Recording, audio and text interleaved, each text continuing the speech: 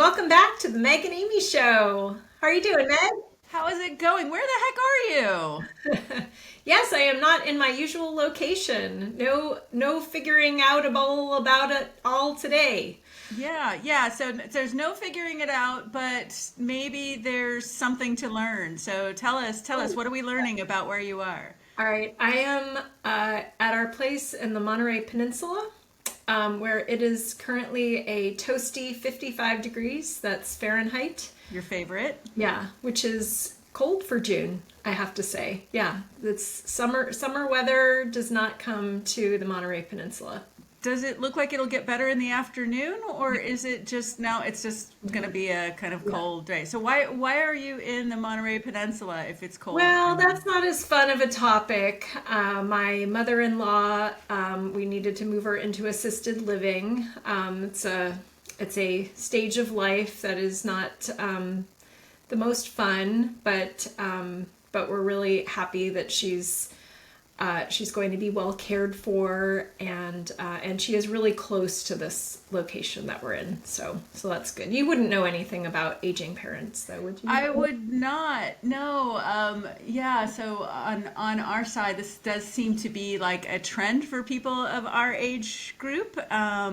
So both of my parents are pretty young as things go, but my dad's girlfriend recently passed away, so we're still kind of adjusting to that. And then he managed to fall and break his leg, and so now can't stand on it for a few months.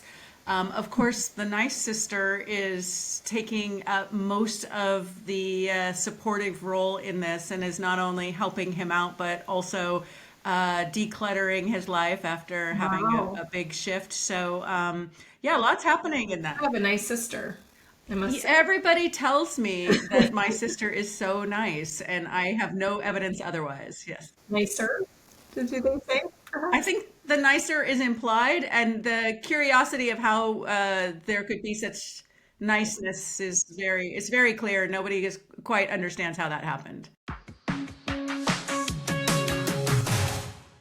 Now we have our big doozy of the day. But last week was such a doozy that you were thinking maybe we should do something lighter. And Right. what did you say to me? Like, how about engagement? Like the Gallup survey's out, that's in the news. So that seemed like a lighter Well, thing. engagement, such a nice word, right? It just sounds so cheerful. But the problem is that the headlines are that engagement is on the brink and that we're in an engagement crisis. But there is quite a bit of backlash about these horrific headlines as well, because it turns out that really the numbers aren't really all that different from the past, right? With one major exception or minor exception, depending on how you look at it, and that is that the manager engagement numbers fell from 30 to 27. So that's a statistical anomaly, which is worth calling out. But the real news is just that engagement is low and has been low and continues to be Yeah, low. we're not fixing it, right? Yeah, Yeah. it's despite all of our focus on engagement, we're not doing anything. So Meg, back to kind of like the lighter side of things. Like, what's your optimistic view of this? Like, how do we make this Yeah, better? I tend to think about this a little bit in general. It's kind of tied to my leadership maxim of like never waste a crisis, right? Like I really think this is both a bit of a wake up call, but also an opportunity. And I think what I mean by the wake up call is I think it's time for us to acknowledge what we think works for engagement probably doesn't, right? The behaviors and the things we've done, whether that is bring people back to the office or let them work from home or, have free lunches or bagels or whatever the things that we were doing that we told ourselves were going to help engagement. I think it's time to just take a breather and say, yeah, it's actually not working. And I think it's time to be much more curious and to also in that space, ask ourselves, maybe we're trying to solve the wrong thing. Yeah. I was going to say, well, so first of all, does engagement even really matter anymore? I mean, there's, we used to tie engagement to retention, right? Like that was why you wanted engagement to be high, was so that people would stay, and and so on. But do we actually want to retain people anymore?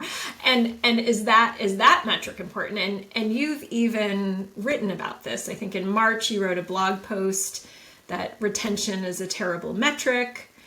And so why is that, and what should we be tying engagement to instead? Is it productivity? And what does that look like? So I think there's a couple things to unpack here, and I hope I made a more holistic case against a headline that was intentionally provocative about the fact that retention is not the goal. It is my sort of firm belief that, especially in times of economic contraction, where there's a lot of people being riffed or let go from their jobs, made redundant, when there's a lot of talk about productivity curves changing, when there's a lot of expectation about cost reduction, whether that's because of AI or because of economic pressures for cost of capital.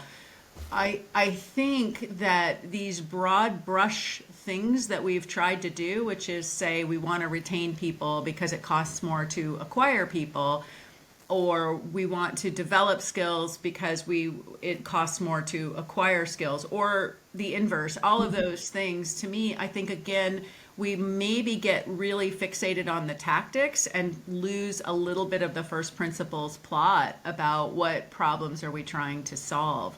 And so I think, and again, this is a place where I think I have as many questions as answers, and even my answers are probably wrong.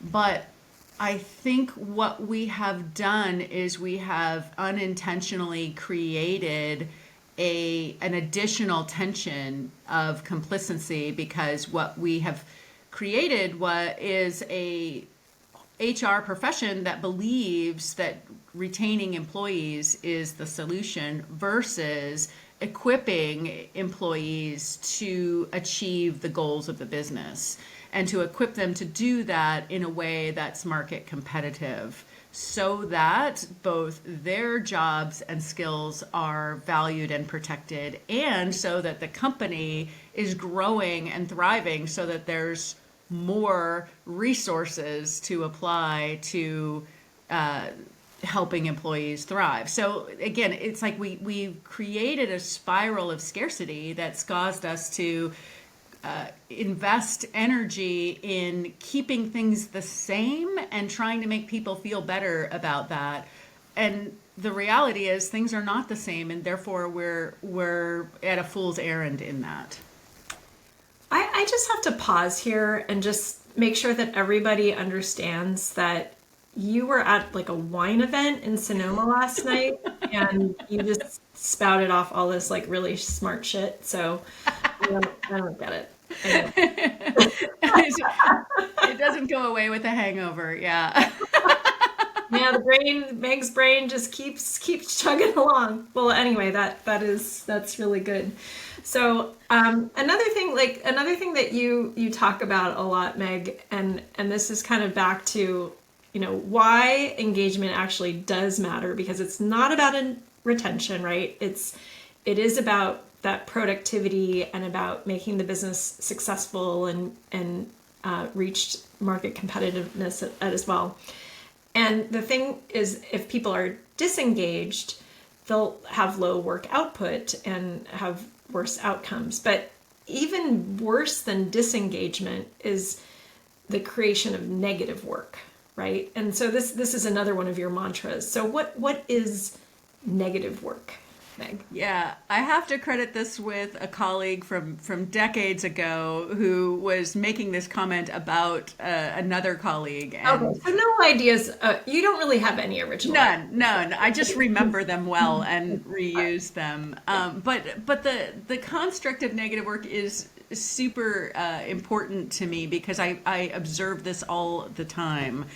The and I truly believe that this is, for the most part, not created because of malice or intentionally being creating negative work. It's almost always a lack of clarity of what work needs to happen. There's toxic behaviors and all of that, but we'll set those aside and just say, on average, it is possible for many of us to end up doing negative work if we don't truly understand what the goal is in any one of our days. And just like set aside the work environment and just put yourself at your home environment. There are things that you do that make a bigger difference in whatever it is you're trying to accomplish. And then there's things that you do that maybe have a net neutral. And then there's things that you do that work against your goals. And in an organizational context, and as organizations get bigger, this can become a very significant weight on the organization. And what I find is most people don't truly comprehend that. And when they observe that, it's so far and deep into the culture that they try to bring blunt force instruments to solve it. Massive cuts, cut this department, cut this thing, and you can think about this kind of wake-up call is a path to getting out of that cycle of negative work. But to me, I think it is much more important and more useful to ask yourself, what is the conditions that create this kind of behavior? What are the systems problems underneath this negative work? And I believe the systems problem are lack of clarity of what is the differentiator of good work and lack of clarity of what are the most important things to be done. And this is where I think there is an opportunity to really change the equation, because when you can stop the people from doing negative work, your velocity materially changes because that negative work becomes friction for the entire system. Yeah, and actually there's a little bit of a danger too, because people that are doing negative work might actually be really engaged. They might actually be in that, 18% or whatever Super that happy is engaged. They just are completely delusional about what it is that actually needs to get done and what matters, right? So I guess we're a little bit back to the is engagement really the right thing? Even that, is that even the right thing to be measuring, right? Or to care about? I don't know. Yeah, again, I don't think we need to throw out the baby with the bathwater in the sense of people Yeah. being motivated and engaged is great. But it's not a sufficient condition Not to enough. guaranteeing It's not enough. Yeah. that they're doing good work. And again, I think this is where it gets really sticky, because as we look at the forward momentum, good work is going to be a shifting definition, right? Good work today and good work tomorrow are not going to be the same thing. And this is, I think, a place where I don't think there's enough self-reflection and enough curiosity about why is it good work. We know who our great talent is, and we know who our high potential talent is in our sphere, right? There's probably people we don't know, but we do know of the people that we spend time with and work with. We know who is creating a lot of results and great to work with and all of that. We can feel what that looks like and we understand it, but we don't necessarily have that macro view of even people that are doing great work. Are they doing great work on the most important things? It's really when you can understand what are the most important things and how to put the great work towards the most important things that you have a hope of taking that engagement and maximizing it to achieving something very big. Otherwise, you can just have a lot of really happy people that are not creating value. Right. Yeah, and being clear on the work outcomes is really key. I mean, that's something that I've been working on in my advisory role with Rejig in particular. So knowing what those work outcomes are that do matter is the first step to really understand, what workers should be working on that work and what skills are needed to make them successful, right? Or AI. And I think this gets back to your initial thesis, and you can correct me if I'm wrong here, but this is, I think, one of the reasons that managers are feeling so squeezed. Because we have not equipped managers with the agency and the curiosity to understand what is the most important work. Right. That's a really good point. I mean, middle managers are kind of and this is a bit of a controversial area right now because there's a lot of firms that are cutting middle management in the hopes of eliminating bureaucracy. But on the other hand, middle managers are the recipe for like communication success, right? To make sure that the strategy gets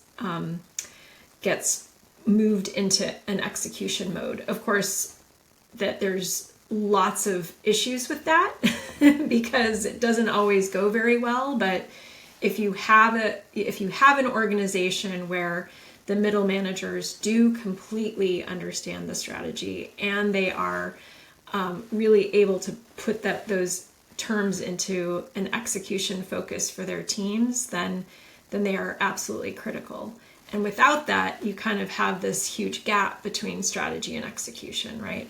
Exactly. And again, you could accidentally be taking great people and doing negative work to the most important things, or more likely the case, doing decent work against maybe the C priorities as opposed to bike shedding.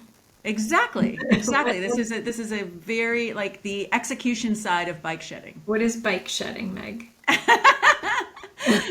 If you don't know bike shedding, you really do need to know bike shedding, and it's worth doing some reading. But it's called the law of triviality, and what it basically gets to is that the very simple decisions everybody feels really comfortable making, which is which coffee should we have in the break room, that feels very accessible to everyone.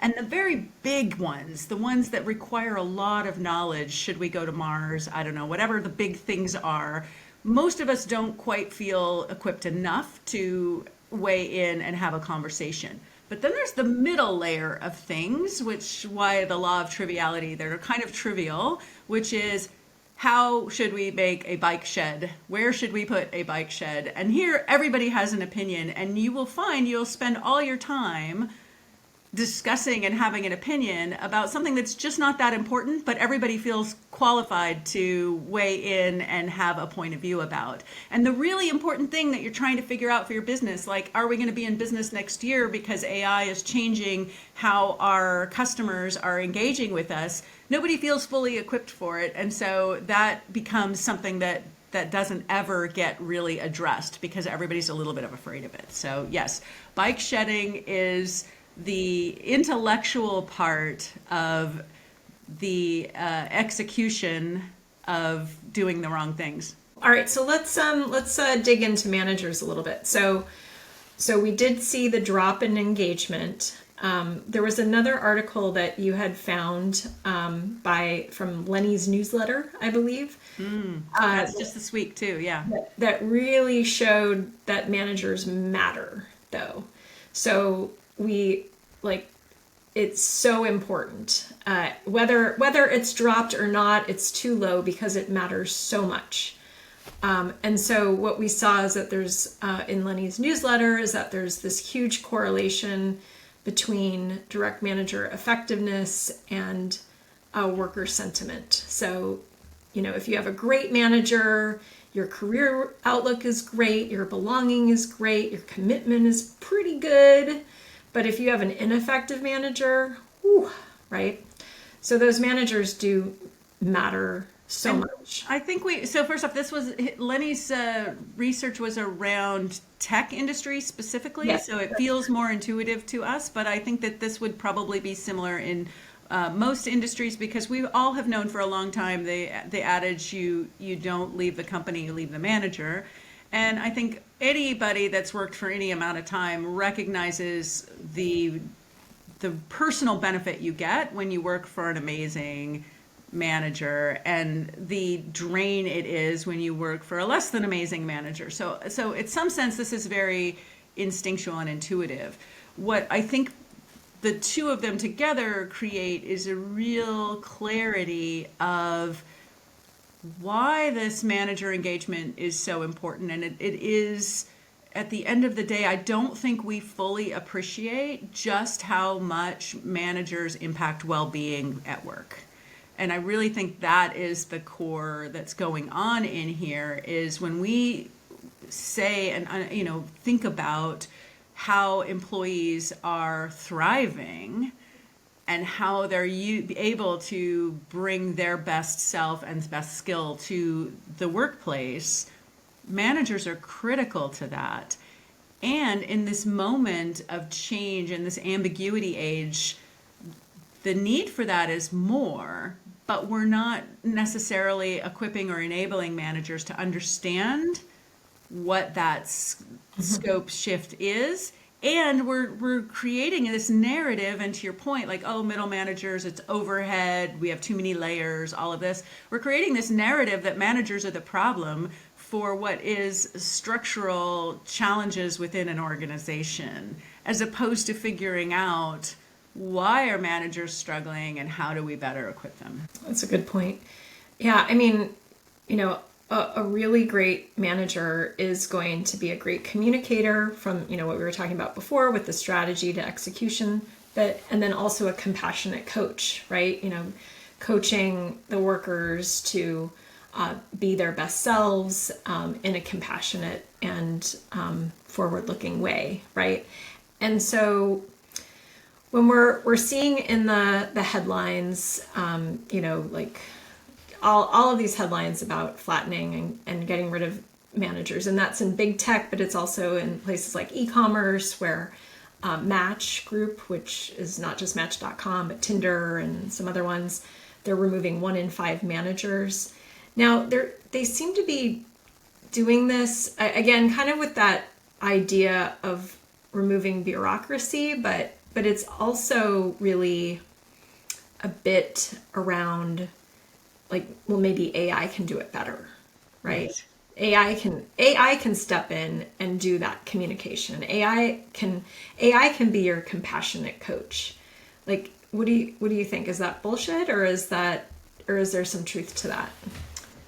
So I do believe that there are tools that AI can bring to help a manager and that can help individuals. So again, like anything, I think there's nuance here.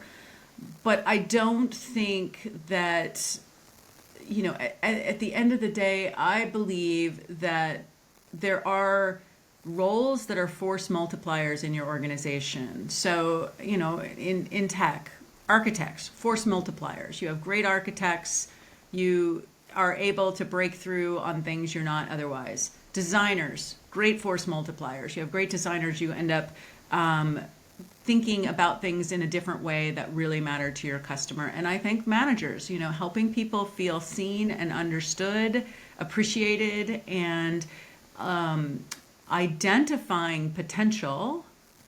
These are things that managers are uniquely bringing to the organization. And so I think this idea that this is all overhead is an idea that comes from people who haven't really been in the trenches and seen the impact of leadership, and are probably this also people that are not well prepared to equip managers to be good at what they're good at. In other words, aren't great at communicating strategy to managers so that they understand how to mobilize and how to direct that execution. So I think that this is like blaming someone else for what is actually a failing organization wide. And I worry that the the end of the day, it's not just going to result in an engagement problem, but it is going to create even more of this sort of ready, fire, aim kind of behaviors with AI. And so what I think we will see, in addition to, we're going to flatten bureaucracy and we're going to bring a bunch of AI, I think we're also going to see a whole lot of unintended consequences, like the Klarna thing, where it's like, oh, we don't need customer service people. Oh, wait, maybe we do. And I think it's okay to get things wrong and to try new things. I don't think we want to vilify people that are willing to But take. we learned the right way to experiment from Laszlo. Exactly. I think the key is to really think about these as experiments as opposed to absolutes. And I really do think that mindset, that experimentation mindset, will unlock a lot for everyone, because right now and I think it'll actually unlock a lot for managers, because right now I think one of the real challenges for managers is the belief that they're supposed to know things that are unknowable, right? That they're supposed to be experts, but no one is an expert right now of what's going to happen next. And so I really do believe that we have an opportunity to change how we talk about and how we think about these sorts of things, to, instead of saying it's all this or it's all that, instead of spending all our time bike shedding, let's spend our time on experiments with real measures to try to ask ourselves deeper questions. Not, is everybody happy, and not even are they engaged, although I'm fine if you want to ask those questions, but those questions should be on a path to, are people able to do good work, and is that good work moving your business forward? And if any of those things are proving to not be true, then I think it requires more curiosity. So just like a sort of a specific thing, would it be better to have fewer managers but better managers? I mean, so is there a little bit of truth to this? Like, and could the span of control be a little too small? Would it make sense to have really good managers that have 30 people reporting to them, for example? Like, is that scalable, or is that just complete overload?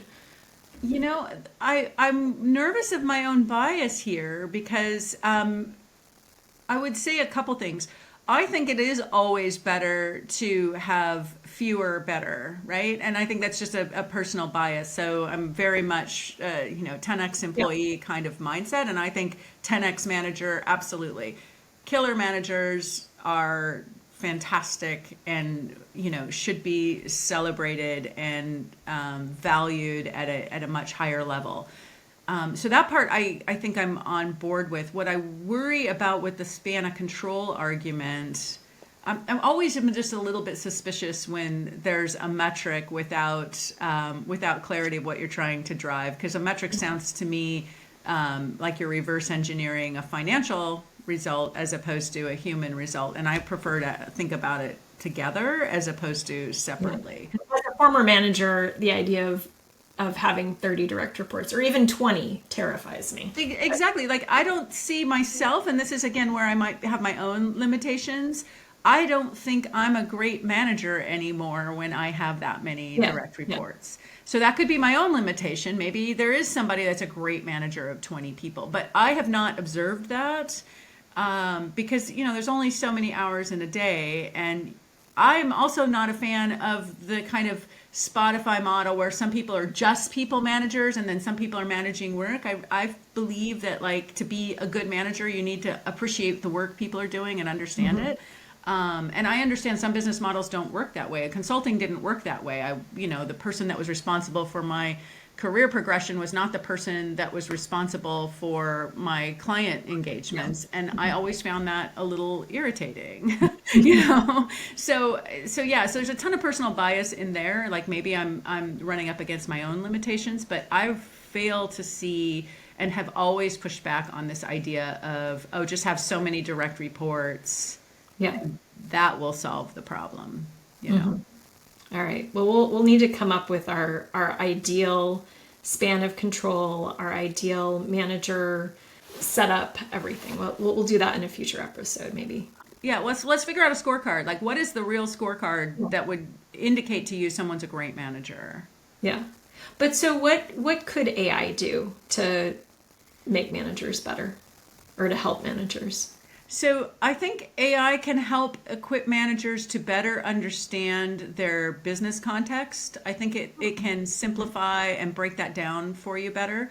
I think it could do a better job than managers tend to be able to do on their own of iterating on line of sight between the work my team does and the strategy of the business. And I think that AI could be very helpful in helping managers role play and get better at communication because historically and in general, communication is a gap and it is really hard to do. It's exhausting. It takes a lot to get good at it. And I think AI is actually good at written communication and it can really help managers better articulate, even if they don't share it, to like get themselves organized because it does a really good job of organizing text. Right.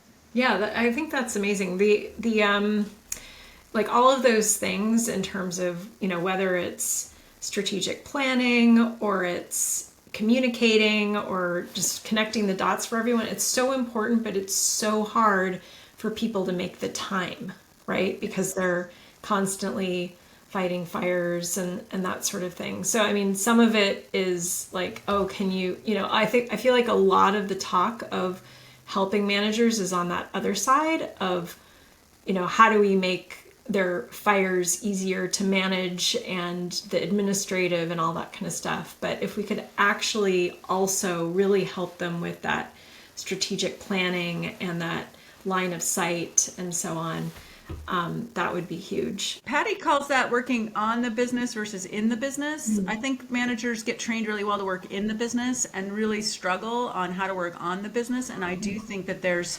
some skilling that could be really simplified with AI. Yep, Meg is referencing Patty Azzarello, excuse me, and her book Rise, and that was from Rise. And then she also has a book Move, which is very good too, which has other. Yeah, we're huge fans of Patty over here. Yeah, huge.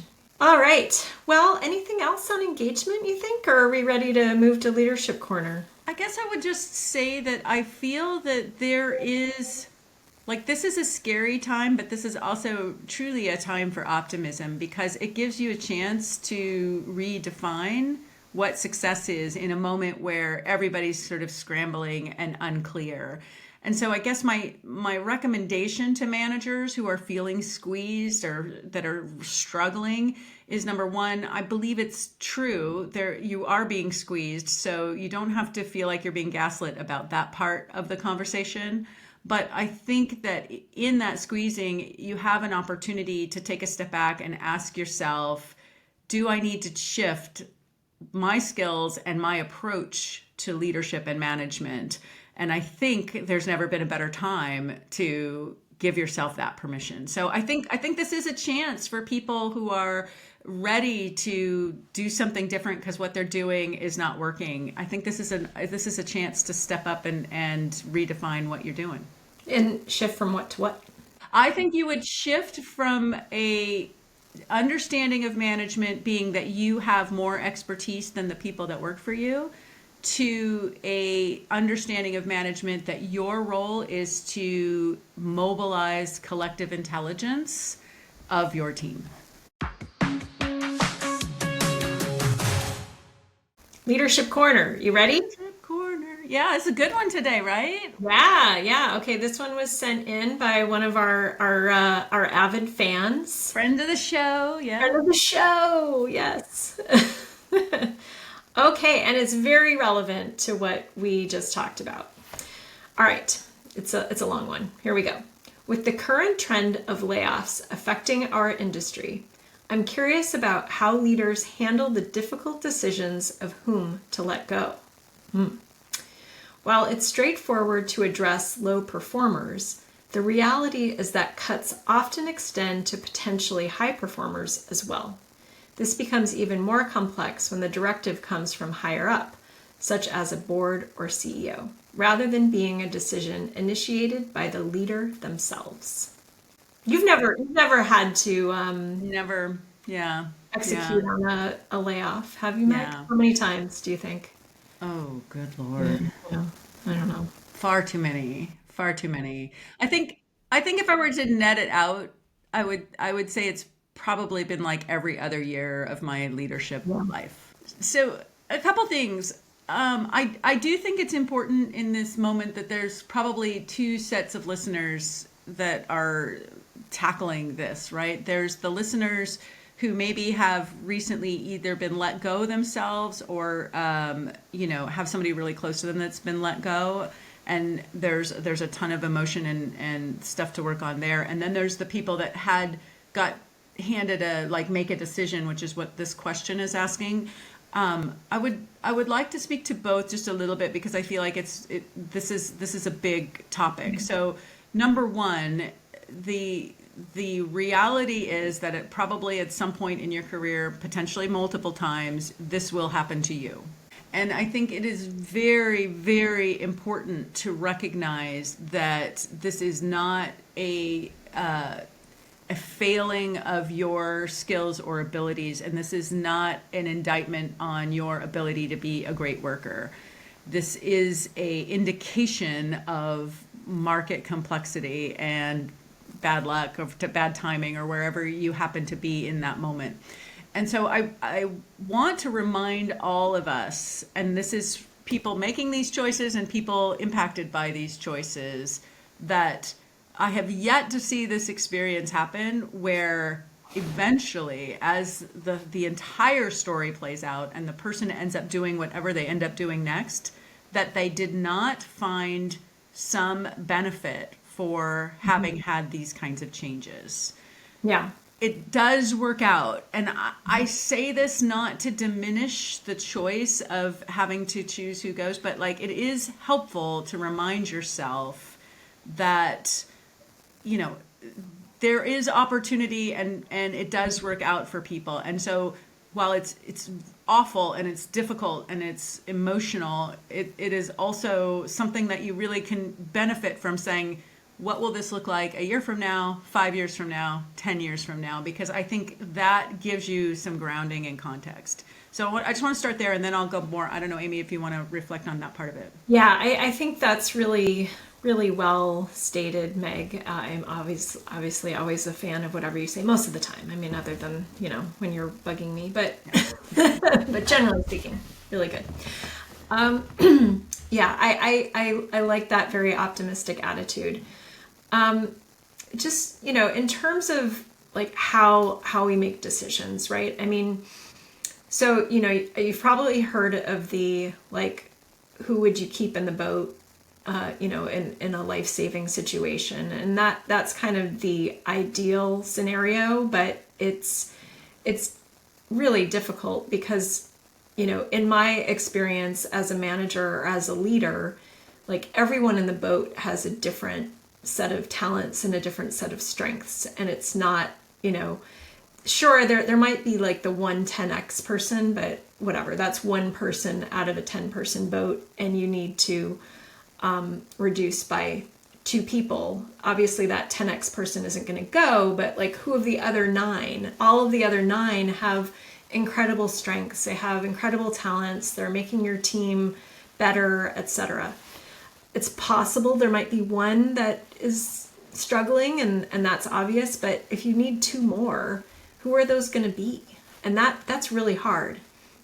So what I have done in the past is to look at, I guess, to some degree what Meg was saying, is who is potentially going to benefit from this. Because I, as a leader, I am a leader of that person for life, not for just this job, right? I mean, obviously I want my boat to have great outcomes, but I don't necessarily, losing one strength versus another is, it's going to affect the boat one way or another.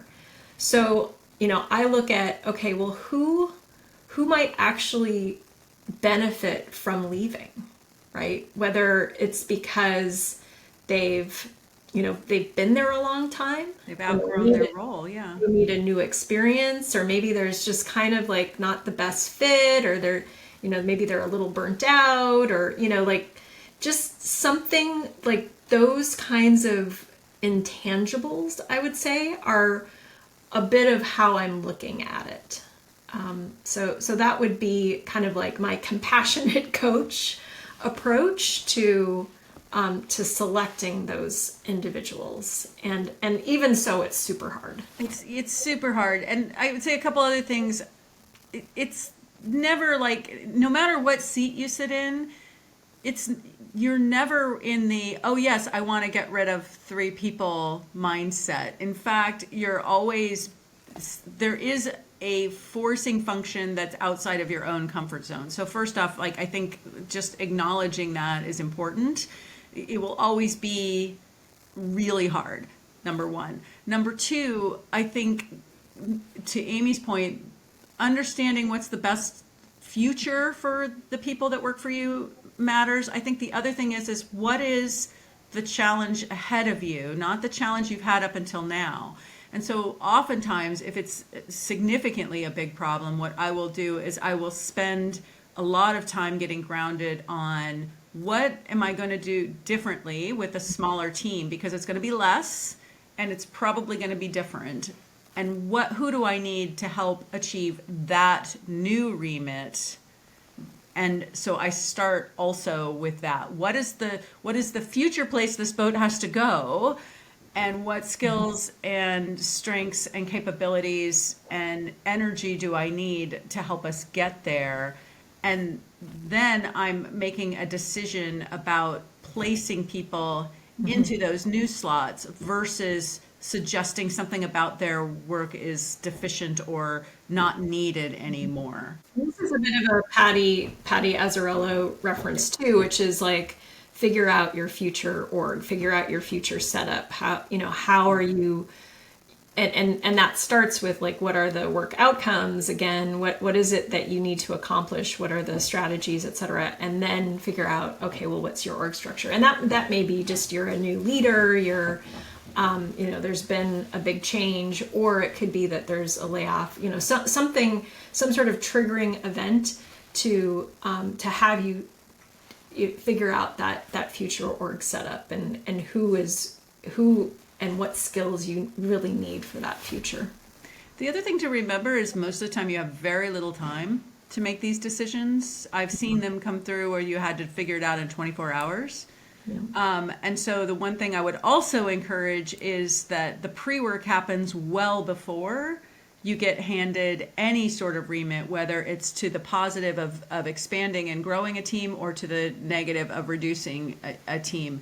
So it is your job as a leader to get very clear on who works for you, what are they great at, where do they want to grow, where are their sort of aspirations for opportunity, and how can you best map that against this problem, so that when you're forced with this, okay, you've got 24 hours to make a decision, you're bringing more to the table than just this is where they work and this is their salary and this is how long they've been here, kind of a thing.